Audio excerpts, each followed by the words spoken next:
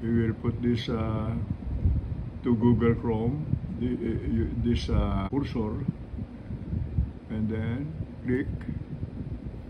Then we go to Gmail to look for the person that will be interviewed. Hanapin natin yung tao na i-interviewin. Halimbawa, Marites Dalisay. Halimbawa lang, ano? Let's say, she's the one to be interviewed. Okay. So, we need to up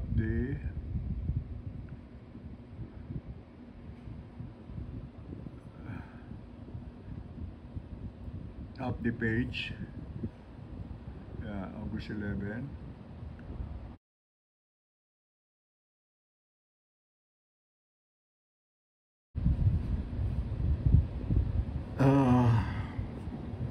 This is the 3 dot. I will make it bigger. We need to click here to go to join the meeting. Okay, and then we go down again to the file. Cursor will go down again to the file, and then before joining, let's see this confirmation, annual confirmation, reference number. Okay, because the interviewer of ACOF will ask for this. So this is our reference number, so that they know that we are the one to be interviewed. This reference number, and then we go down and again. We need to put the cursor here. Where is the cursor?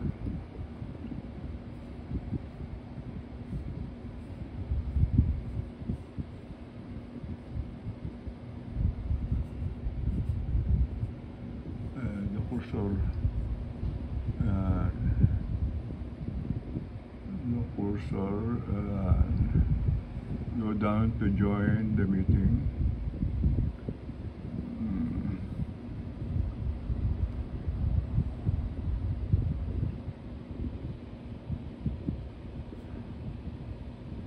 Go down until we reach the Microsoft Teams.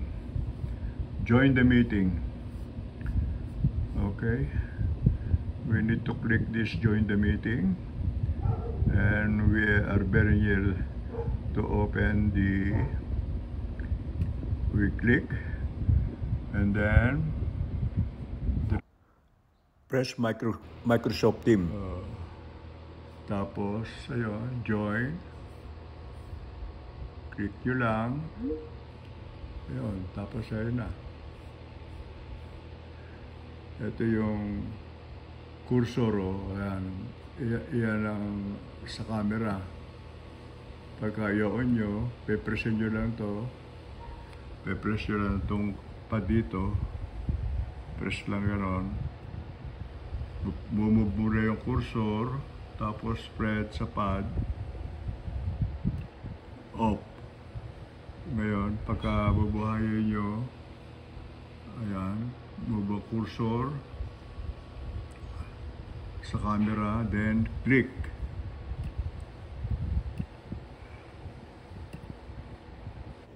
I-on nyo na yung camera at saka yung rejoin.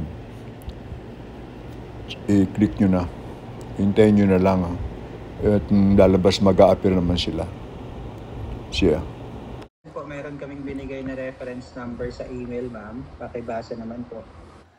Ibibigay nyo lang yung reference number Pagkatapos yun, tuloy na ang interview. This is the transaction reference number. Bibigyan nyo lang yung senior ID o California ID na hindi pa expired ang date. 2024. Okay. At saka kukunan kayo ng personal ng picture nung nag-i-interview. Yun lang. Tsaka yung address ibibigay ninyo. Okay?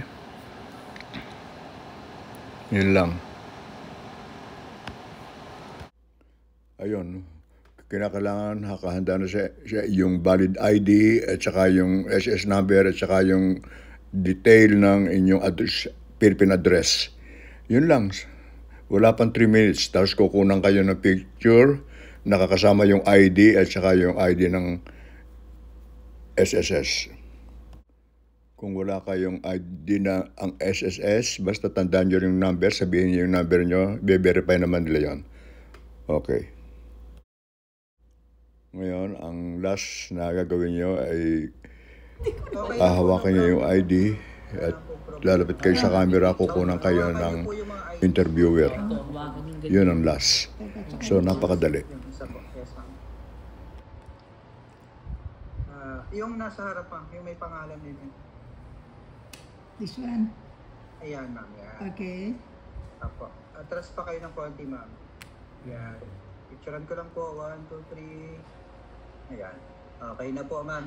So, yung next pipicturean yung mga ID. Yung next compliance po ninyo, ma'am, sa September po, next year. September 2025. Teka, So, iho. September 2025, ma'am. Birth month naman po ninyo. September So, 2025. Yes po. 2025. So, mag-email pa po kayo sa amin para makakuha ulit ng schedule for video conference, ma'am. So, dito sa September 2025 iho. Doon kami Yes, ma'am. Hindi, ma'am. 3 months before September, mag-email na po kayo, ma'am. Okay. So 3 months 2000. before September September 20. September kayo mag-email, baka late na po kayo makakuha ng schedule po. Basta ang Teka muna. Iho, yung kailan ma-update yung aming dahil itinigil nung December pa eh. Opo, ma'am. Opo. So, yung next, bali po yung resumption po ng pension ninyo sa September, ma'am. So, retroactive naman po yun. So, from the month na hindi natanggap up to September, lahat po yun makikredit sa bank account po ninyo, ma'am. Ay, salamat. Thank you. So, sabi niyang interviewer, lahat ng tinigil ng makikredit yon sa September at yun ay ialagay na sa bangko ninyo. Kung saan nyo kinukuha dati yung pension niyo, doon din nyo makukuha ang pension. Doon sa bangko, doon din nyo makukuha yung inyong pera sa bangko pinagdepositohan ninyo. Kung anong pension ng dati, yun din ang makukuha nyo. Maraming, yun ang paliwanag sa amin. Okay? Naman po yun, may 13-month bonus po. Yung 13-month bonus, yun, makukuha din yun. Pasama din yun. Sa September, makukuha lahat yung mga hindi nabigay na pensyon. Makukuha lahat yun sa bangko ninyo. Itong pangalan po ninyo, sir? For security reason, name and SS number has been silent.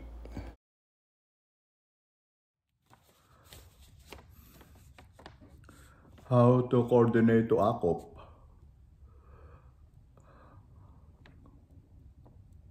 Annual compensation of pensioner.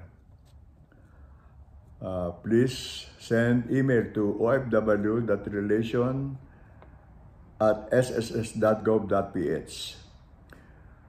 Number 2, wait for the response to your email. Number 3, set up your computer the day they want you to be interviewed. Number 4, prepare SSS number, and one valid ID. Thanks for watching.